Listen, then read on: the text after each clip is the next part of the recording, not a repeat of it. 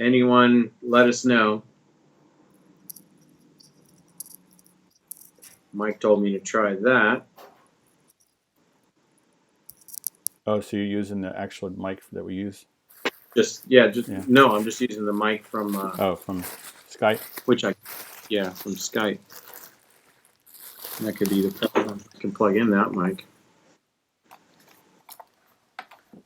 Flying cars with lanes of traffic and up and down roads. Echo's gone, Nick said. Really? It's gone. This would be it then, probably. This is good. Let me try one of the things we did worked. Let me try plugging in a mic and see if this brings it back. And then we'll be back on track. All right. Please let us know, guys. You guys are stuck with us. Please let us know if there's still an echo. And if so, we'll officially start this over. It's gone. Echo's gone. Nick, Michael, it's gone. Hallelujah. Fifth element. Okay. All right. Okay. So I say, Mark, we start again and just delete that first part.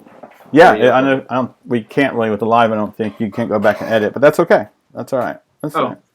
All right. So let's talk. Yeah, we're talking about flying cars. This is good. So three-dimensional battlefield with moving parts. Yeah. He said he's got a three-dimensional battleground for his players. Really? Whoa. So we haven't played with terrain a lot because, as everyone knows, terrain's very expensive, and we just haven't gotten to that point yet. Yeah. It looks awesome. We're looking at you, Dwarven Forge. Yeah. Yeah. It does look like a lot of fun. It obviously looks great. And I think the part that I would be interested in would be the players being able to interact with their environment a lot more. Right. Yeah, that'd be cool. When we normally use like the dry erase boards, we, draw up a room on a dry erase board, draw in a bed, draw in a table and a chair. Mm-hmm. But I think if there's actual table and chair sitting there, I could see our barbarian picking it up, breaking a leg off, stabbing it through somebody. Definitely. Flipping the bed over and barging. I could see a lot more use of the environment because they actually physically see it. Right. In gameplay. No, that's great. That's So have any of you guys in the chat? Have you guys let us know if you've used 3D environments? I guess obviously. Michael has, yeah. Yeah, Michael has. Huh.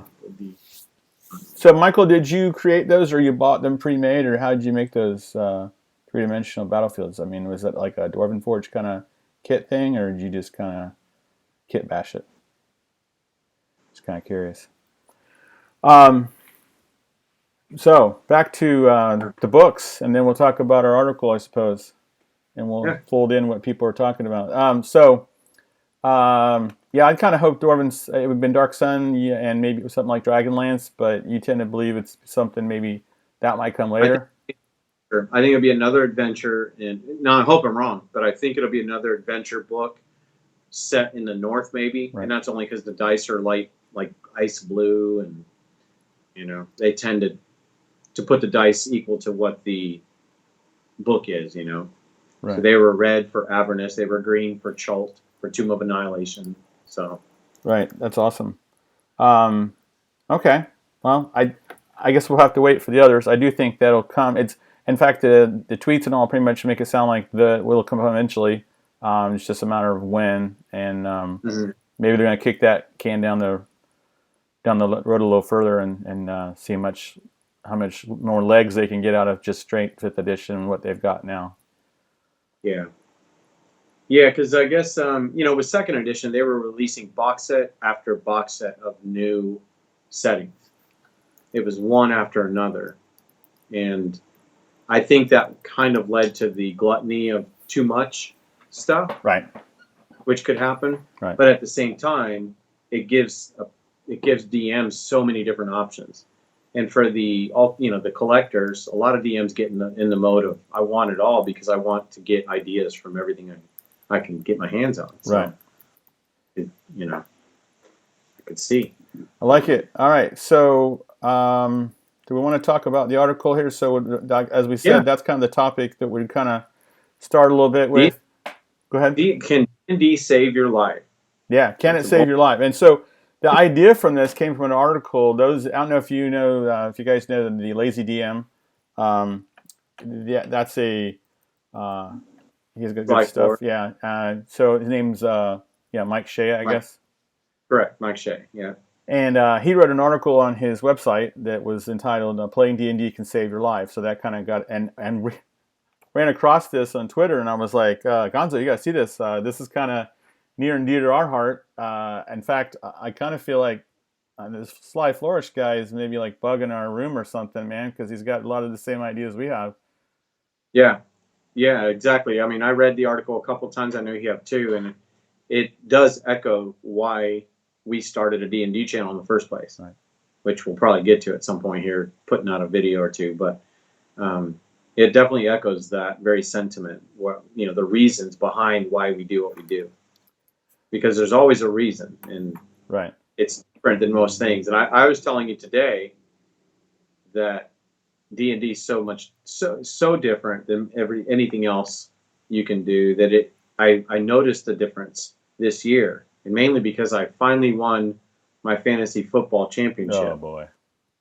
So I've been in fantasy football for about long time. Yeah. Long time. When I was a kid, I was doing it, but then about 13 years ago, I went with a friend of you and I at his house, and we got together, and there was a group of 12 of us, and we live drafted our players. I've been playing ever since, and we do it every year. We get together in August, draft our players, and then manage it through the season.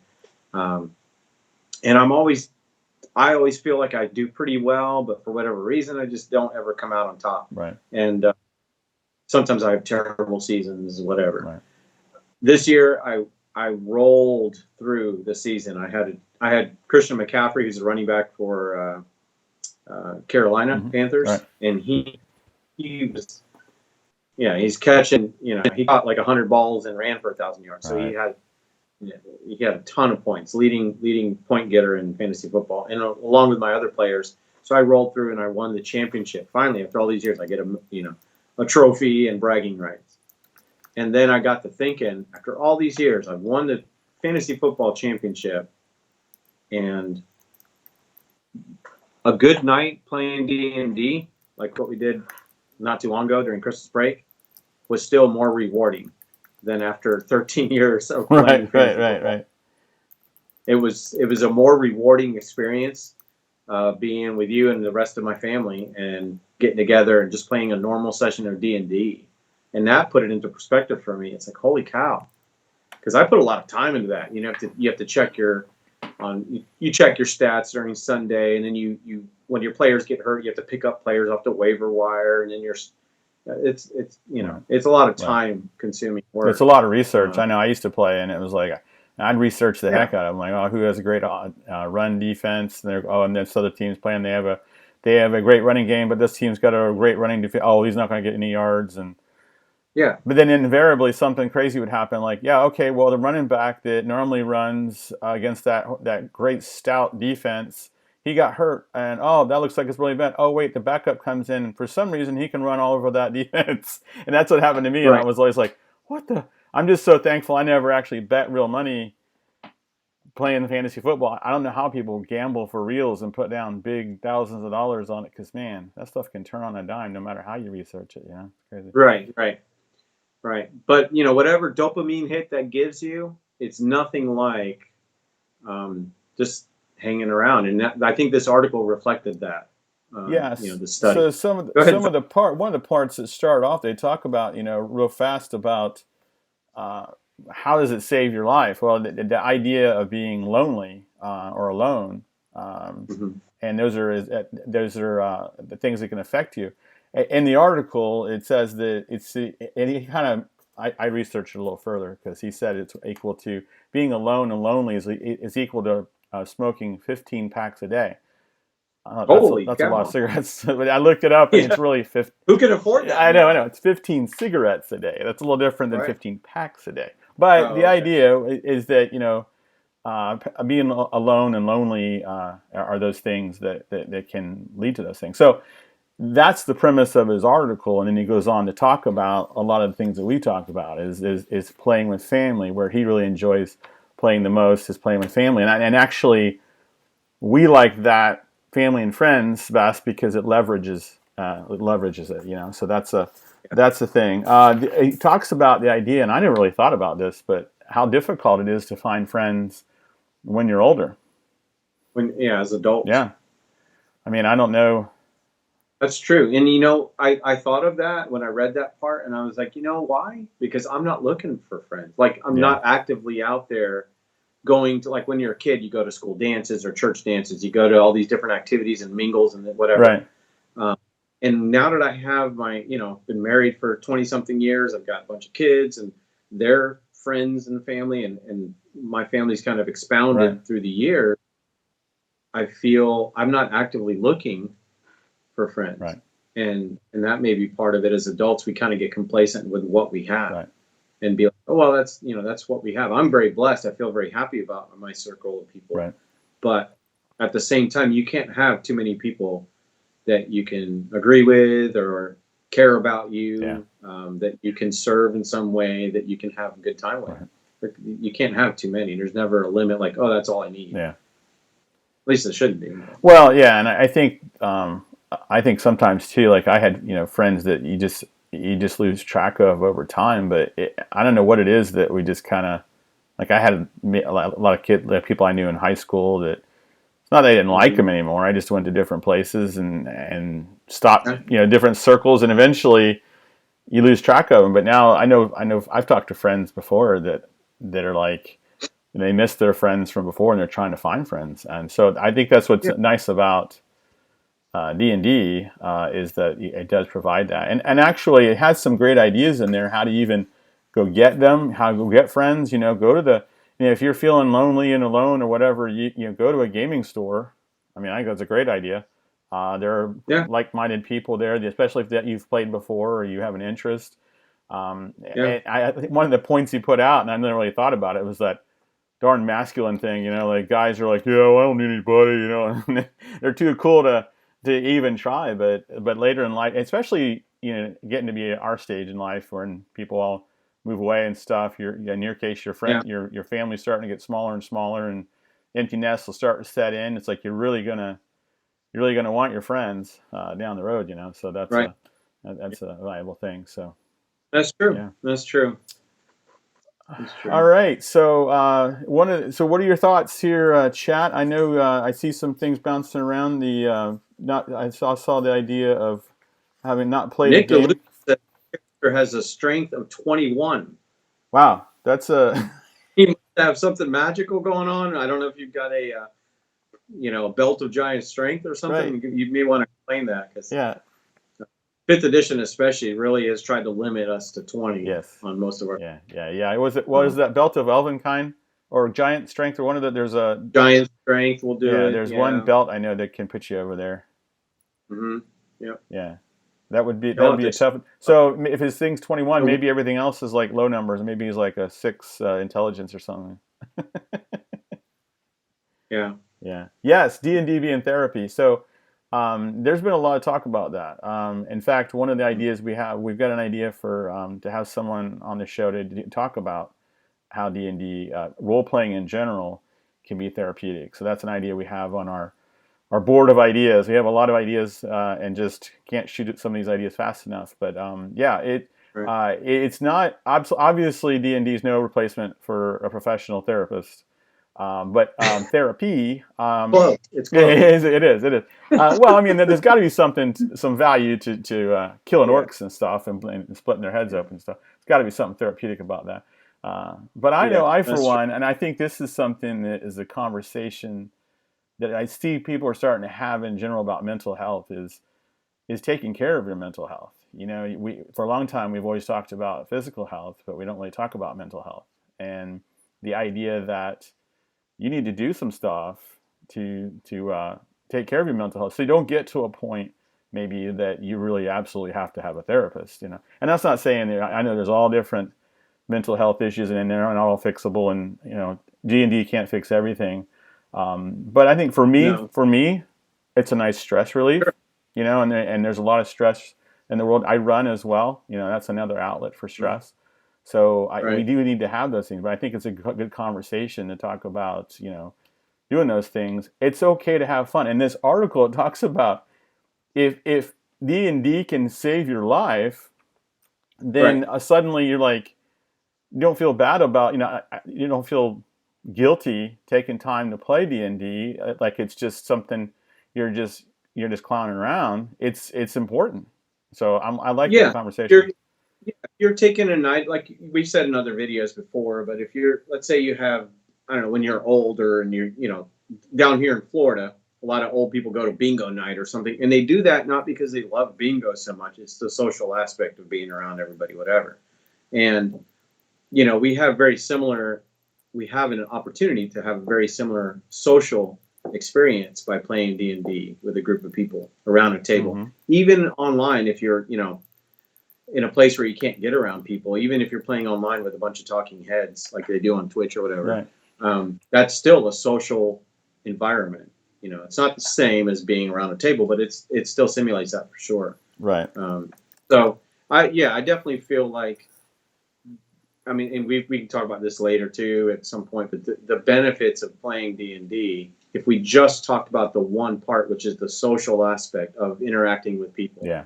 and problem solving and coming to a consensus when everyone has different ideas on how to do something, but figuring out just that is a lost art because we grew up the last 25 years, technology's been so good, video games have been so good for kids that there was no need to create, there was no need to be very social because you could have this wonderful stuff right in front of you on a TV and now on your phone. Right. But this is bringing it all right back to the face-to-face part, which is the most important part. There's nothing like laughter.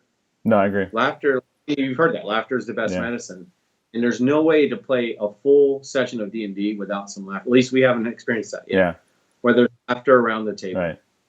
Yeah. I mean, if there's that, if that was the only thing you got, Yeah. why do you go to a comedy club or why do you watch a comedian on Netflix or something? It's because you want to laugh.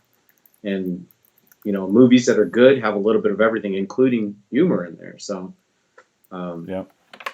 it's just a way to break up the tension of a movie. It's the way to break up the tension in your life, like you were saying. Very therapeutic, and for whatever reason, we tend to laugh a lot at our tables. So, what else is therapeutic about D&D besides laughing? What do you think? And you mentioned creativity, but what else do you think? I mean, how does it? I know I leave feeling relaxed often, and I think there's that tension. You get tension in the game, and then you accomplish something together as a group. Doing things together as a group and problem solving as a group, you don't really see that much. And in fact, that may be the rise of the success of escape rooms, is because that you're now getting together socially to solve a problem for fun. These are solving puzzles and things. And I know that's something that I like. And I know it's fun to do, and it's neat to see. I like to watch other people's minds work. Like we'll solve a puzzle, and I know I've seen it different times. I'm like, wow, that's some really good. I didn't have thought of it that way, and their reasoning skills are different than mine, and they come to the conclusions in a different way. And I think there's some value in learning that from other people and approaching a problem from a different angle. There's definitely some learning going on. So I like that. I enjoyed that. In fact, I've been surprised by a certain barbarian in our group that problem solving skills. He's usually kill things first, but his problem solving skills are really top notch, and I'm pleasantly surprised sometimes. So.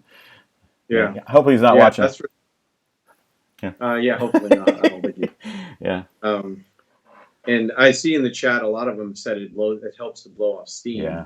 Like you were saying, whether you exercise like running or something, or you get together for a session, you really do decompress the regular world around you. Right. That's why all entertainment, that's why we search it out so much. Right. That's why we go to movies. That's why we listen to music. That's why we go to the plays or whatever, and go hiking, go fishing, go running. That's why we do these things, because we're looking for a decompression from the things we don't actually like. Right. Or that are weighing heavy in our minds and our hearts sometimes. And a lot of people are going through a lot of heavy things, heavy things in their life. It could be health problems, relationship problems, financial problems. Right. Those are three of the biggest ones. Sure. And D&D is just another way to blow off steam, like our chat's saying, and like you and I have agree with.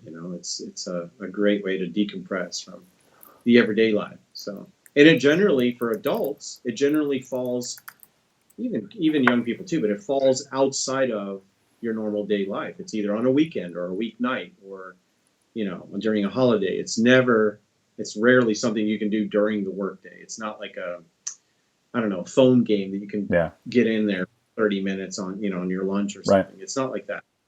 It's different. You have to make time for it. You have to plan for it. You have to commit to going on a certain time when you show up, and all of that. And I think that's part of the decompression, where it's something you planned on doing, and by fulfilling that, you're getting something out of it. You're accomplishing something. It's not just a random thing that pops up and, oh, look at that. It's. Would you say that a person comes prepared and ready to go, they get more out of it, out of playing, you think, or? Well, we know that the game's better for the person and the group if they come prepared. Yeah. That's a live stream in itself. Many live streams. Yeah. Right. But will they get more out of it? I would say yeah. I mean, I don't know. I think anything in life, if you go to a movie and you aren't expecting a scary movie, you may walk out of there if you weren't prepared for it, right? Like if you go to something you just had no idea what to expect, versus if you go in prepared a little bit, you know what's coming. Your brain is, figuring that out as well. And I would say you get more out of it, but I don't know. Maybe just a surprise D&D would be another cool thing to try one time. Invite people over and, hey, this is what we're doing tonight.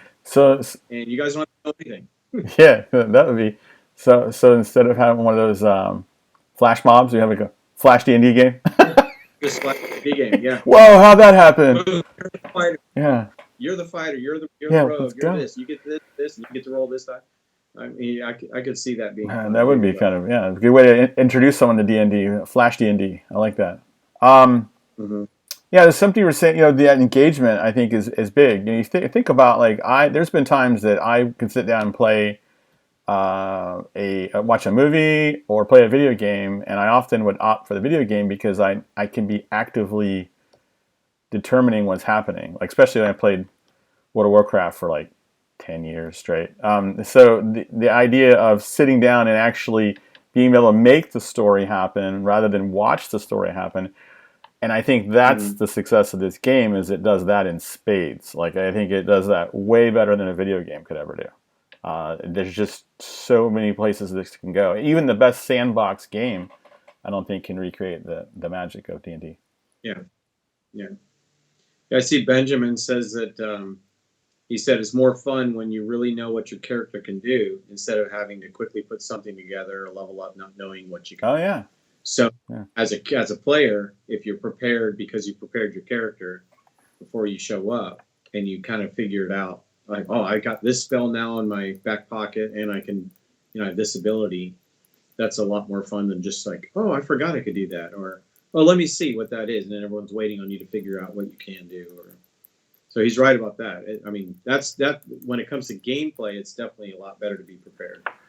Yeah, I would think what Ben's saying, you reach the full potential of your character. If you can sit down and kind of study it out, especially those that have spells. Man, sometimes you look and you actually study those spells and go, oh man, there's a synergy of these two spells, versus if you just wing it. Oh, I think I'll cast this one here and on the fly. But if you look at, for example, I know one of the things I like doing with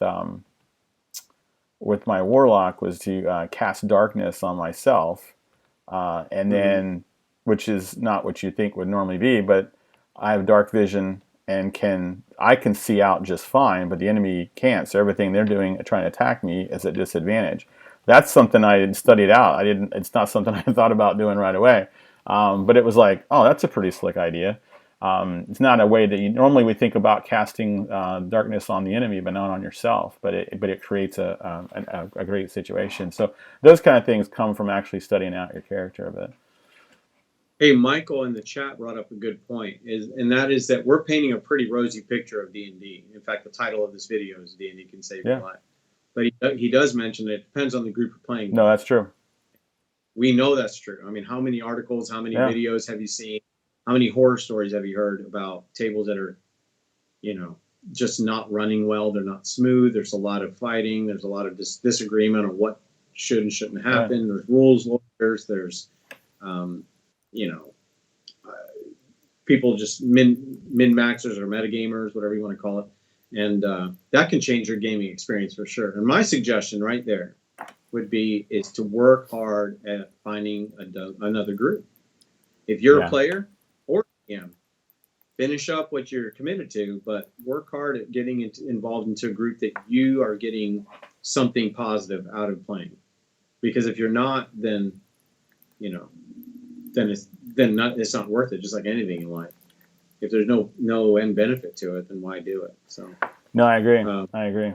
No, that's and I have found that as a player before DMing, I think that if you don't like it, then DM, because you have so much more control of the setting, of the way the game's going to be played, of the rules that are going to be used or not, and honestly of kind of who sits at your table. No, that's good. So if if you're new to it, I get that's pretty heavy to take on the role of a DM. So you may want to get your feet wet, by watching others play, by playing at a table, at a random place, whatever. But if you don't really like that, just really work. It's not that hard. No, not to create a short storyline, a short story hook, and watch as the game starts to progress, and you can just guide it as you. Yeah, I think people just get nervous about it, and there's a lot because they feel like they have to do it all. But there's ways to kind of divvy that up a little bit. Some of the ways you can make the job of a DM easier is one. I would stress very quickly that all the players need to know their characters right away. And they're responsible for knowing those things. And be honest. Not trying to jip us on. You got extra spell slots and stuff like that. But we're depending on you. And then that takes a little pressure off the DM. But another thing that I think is helpful too is some of the things that's stressful is keeping track of combat. You can enlist someone's help to do the armor class and do the hit points of the different creatures and stuff. So as a DM, you can farm some of that out a little bit, or have someone co-DM with you. That's not a bad way to get your feet wet too. But there's lots of ways to do that, and once you start to become a DM, it becomes kind of addictive.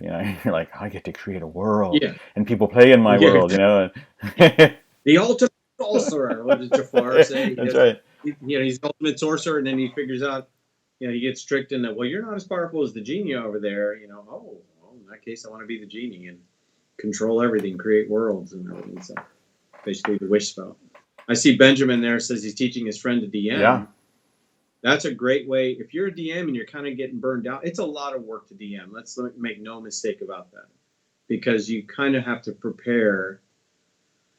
You can't prepare for everything the players are going to do. Don't even try that. But you do have to be prepared enough where you kind of can say, okay, if they go one of three ways, I at least have an idea of what I want to use, what I want to do, where I want to lead the storyline, whatever. And it is a lot of work. You have to have your adversaries primed and ready to go beforehand. You can't just look them up. Like, okay, you meet a witch. Well, what does a witch do? You better have that monster card or the stats written down or something ready to go. So there's a lot of prep time as a DM, and that can burn you out quick. Right.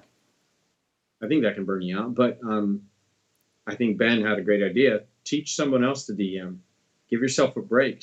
Give them one of the starter sets adventures where they can really just easily ease into it, and then you play as a player, take a break, and let them grow as a DM.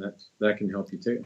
So Lunacy had a point he brought up that's a sad deal. Conservative Living Austin says that it's becoming hard to find a group because people are becoming increasingly intolerant. Now, I don't know why they'd be intolerant, because I know Austin's very progressive. You always see Louder with Crowder. He's always going there, starting stuff or whatever. But well, the only thing I could think is maybe people are putting like politics up front, like, and say I only want to play with certain kind of person, and I can't fathom that. I mean, one of the things I think is awesome about D&D is politics shouldn't even be an issue, or whatever your sexual orientation or any of that stuff. I really don't think that's a thing. In fact, what I like about it is I can actually sit and play a game with people from all different walks of life and get to know Yep. them. And I think that it has the capacity to bring people together, not tear people apart. And so when I hear stories like that, and I'm not saying that's not the case, Lunacy, but it makes me sad because I'm like, man, these people are not getting the point. It's a game. We're supposed to come together and play in a world together. We can't play in the world because of certain political views or whatever. That just doesn't make sense to me. It's a game, and we should build. I mean, we don't sit down and play. I guess you wouldn't play Cards Against Humanity. That's probably not a safe one to play, but you can't play Monopoly Yeah. together and have fun. I just don't. I know this is more in depth than that, but gosh, you're playing in a fantasy world. Let's just be. I don't know. Let's pretend we get along. Let's see how that goes. So Yeah. I don't know. Yeah. And I mean, I guess that goes back to if you don't like the crowds that are out there, then start your own. Yeah.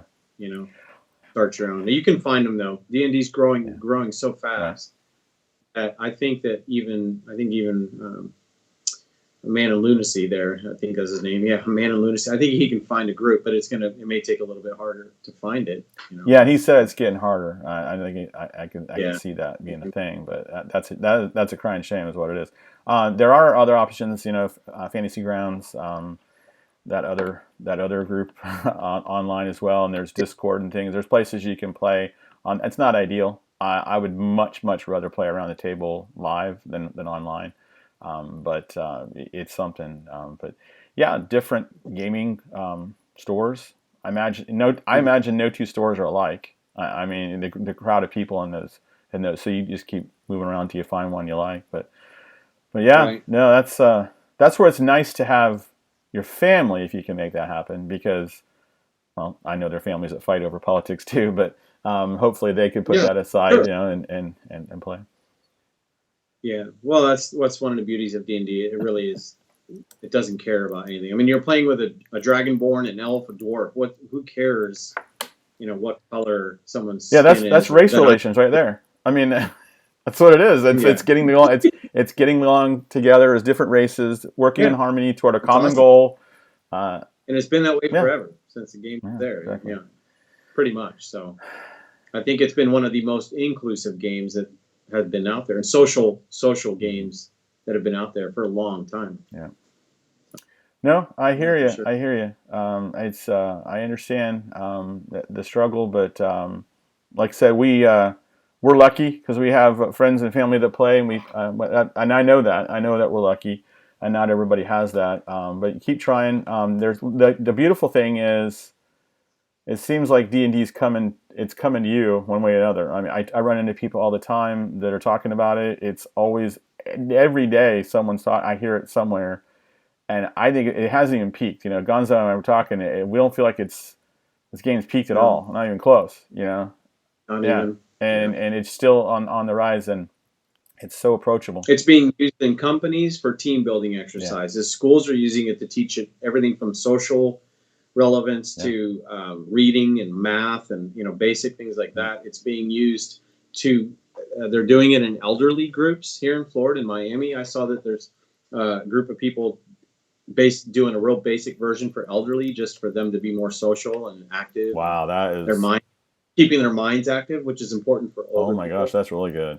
Yeah, Instead of vegging in front of a TV, they're thinking about something. Well, what is your character? What does he look like? And they have to think about it, right. and it restarts their brains a lot. It's being used all over the place. Like I don't think it's even close to No. you know it's blowing up, but I don't think it's even close to reaching the end there No, yet. I So, agree. Boy, that sure goes beyond doing Sudoku and stuff to keep their minds active and crosswords. I mean, yeah, that's epic. That is awesome. You go into an old folks' home when they're all playing a D&D. That'd be sweet. That's cool. yeah, That's like I always wonder about. Like I talk to my students about this too. I'm like, in old folks' homes, they play the music that they listen to in their era, and I'm trying to envision the day you walk into a retirement community and they're all listening to Ozzy Osbourne and stuff and yeah. Metallica. Right, Yeah. And I'm right. like, that'd be so weird. It'd be like, but cool, but weird. The Like that's crazy to see that. Yeah. Yeah, that's true. The elderly are more young than ever, because they're younger at heart. Strong urge to they're play allowed. Doom. Oh, dude, now we're talking the good stuff, man. That is old school stuff. Doom. Is it because we're talking heads in a box? Maybe am I looking like the guy from Doom? He wants The old you to make your head Wolfenstein. blow. Yeah. Did you ever play Wolfenstein when you were younger, Gonzo? I played it. Yeah, I played it on the Yeah. computer. Mike McNall, a friend of ours, he introduced it to me, and I lost a lot of sleep because I'd play at night after the kids and Yeah. Carrie went to bed. I had preference to Wolfenstein, and then Doom was pretty good, but Wolfenstein was that was my jam back in the day. I need a medic. I would hear that in my dreams. I need a medic. I need a medic. Like I remember playing online all That's the time. awesome. You know, just like Call of Duty, you memorize the maps. You know right where Oh you can hide. yeah. Doom. People, so. Good stuff. That's classic. Yeah. Well, we definitely. I'm a gamer and been gamer since was it Pong? That was back in the old days. That was the two paddles on the screen. We had it all, man. That was good stuff. We didn't know any better. We didn't know there's better stuff.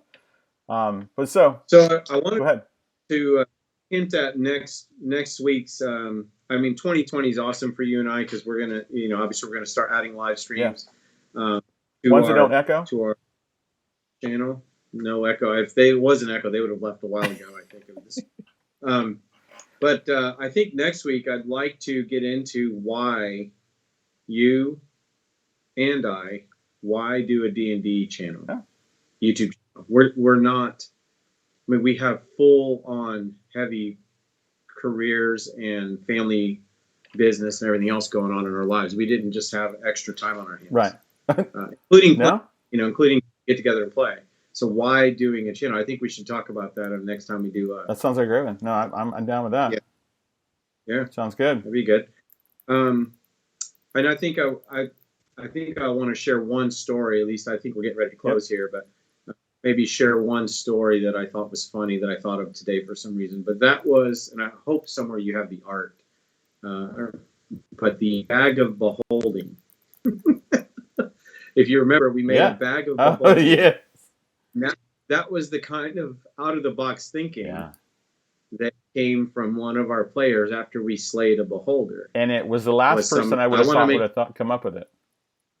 Yeah, okay, I get like cutting off an eye stalk or using it as a belt or, but someone said, I want to gut it and make a bag out of it because she thought it would be intimidating to walk in with an over-the-shoulder bag with it made out of a beholder's dead body. That was awesome. And I thought that was so awesome. It blew my mind. I was like, I knew you drew a quick cartoon of that somewhere. Yeah. It was, that's just, again, to me, that's just another reason of the creativity that comes from playing D&D. And it does unlock that out of everybody. I agree. Yeah. Well, I want to thank all those that did show up today for our inaugural and really messed up beginning to our live stream. And if you're watching this again, I don't know, Mark, if you can put that article from Slide Forge. Yes, I will. I'll put it in the description. Yep. Okay. So that'll be in the description. I think that'd be great for everyone to read. Yeah. As this, when this is being rewatched on our channel. Absolutely. But, thank you guys for coming, and we'll definitely do this again. Mark, any last words? I don't think so. This was this was fun. This was even though it had a shaky start. This is what we kind of envisioned. Is talking with the people, and even if it's a few people, we're glad to spend some time with you and get to know everybody. And I said this is why we watch other YouTubers and to get to know them. And we thought it'd be a great opportunity for us to get to know you guys and also to see us not in front of the table and doing something more scripted. Just kind of on the fly. This is just us. This is just who we are. Yeah, we're just two normal or maybe not so normal guys. Crazy. I don't know. One of the two. Yeah. Sure. Thanks for Benjamin and Amanda Lunacy, Rivers, Nick the Loser, Michael DiPiano. Thank all you guys for showing up and any that I missed. We really appreciate it. And thank you so much for the help on the sound issues. Oh my gosh. Yeah. Yeah. We'll figure that out. But. All right, brother. Let's close it up. All right. Thanks, guys. All right. With that. Class dismissed.